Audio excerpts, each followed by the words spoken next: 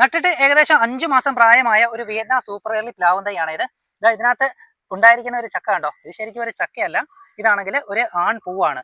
ഇതിനകത്ത് ഇവിടെ ചക്ക ഉണ്ടാവാനുള്ള ഒരു സാധ്യത കാണുന്നുണ്ട്, അതേപോലെ ഇവിടെയും ചക്ക ഉണ്ടാവാനുള്ള ഒരു സാധ്യതയുണ്ട്. ഇത് വളരെ കുറച്ച് ദിവസങ്ങൾക്ക് ശേഷം ഇതേപോലെ ഉണങ്ങി അങ്ങ് പൊയ്ക്കോളും. ഇതിനകത്ത് കൂടുതൽ ചക്കകൾ ഇങ്ങനെ ഉണ്ടായിട്ടുണ്ട്, ചക്കയല്ല ശരിക്കും ആൺപൂക്കൾ ഇങ്ങനെ ഉണ്ടായിട്ടുണ്ട്. ഇത് ഉണങ്ങി അങ്ങ് പൊയ്ക്കോളും. ചിലപ്പോൾ ഇനി ഉണ്ടാകുന്നത് ചക്കയായിട്ട് വരാനുള്ള ഒരു സാധ്യതയുണ്ട്. ഇത് ഞാനാണെങ്കിൽ ട്രെയിൻ ചെയ്ത് അധികം ഉയരം വയ്ക്കാതെ ഒരു മദർ പ്ലാന്റ് ആയിട്ട് വളർത്തിയെടുക്കാൻ വേണ്ടിയിട്ട് നട്ട ഒരു പ്ലാവും തൈയാണ്. ഇതിൻ്റെ മുകുളം ഞാൻ നുള്ളിയിട്ടുണ്ടായിരുന്നു. ഇതിന് വളർന്നു വന്ന സമയത്ത് മുകുളം നുള്ളിയപ്പോൾ ഇതിനകത്ത് നിന്നും കൂടുതൽ ശിഖരങ്ങൾ പൊട്ടുകയും ഒറ്റ തടിയായിട്ട് ഉയർന്നു മുകളിലേക്ക് പോകാതെ എനിക്കിത് കൂടുതൽ ബ്രാഞ്ചസ് കിട്ടി.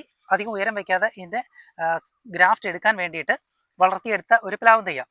വളരെ ചെറുപ്പത്തിൽ തന്നെ ഇതേപോലെ കായ്ക്കാനുള്ള ഒരു ശേഷി ഇതിന് ഉണ്ട്.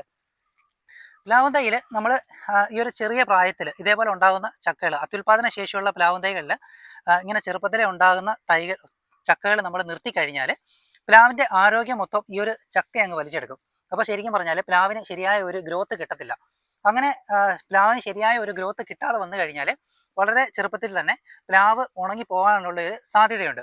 അപ്പോൾ അങ്ങനെ സംഭവിക്കാതിരിക്കാൻ വേണ്ടിയിട്ട് അത്യുൽപാദന ശേഷിയുള്ള പ്ലാവും തൈകൾ നമ്മൾ നട്ടു വളർത്തുമ്പോൾ ഇങ്ങനെ ചെറുപ്പത്തിലുണ്ടാകുന്ന ആദ്യത്തെ ഒരു 1-2 വർഷമെങ്കിലും ഇതിലുണ്ടാകുന്ന ചെറിയ ചക്കകൾ നമ്മൾ പറിച്ച് കളയുന്നതായിരിക്കും ഏറ്റവും ഉത്തമം.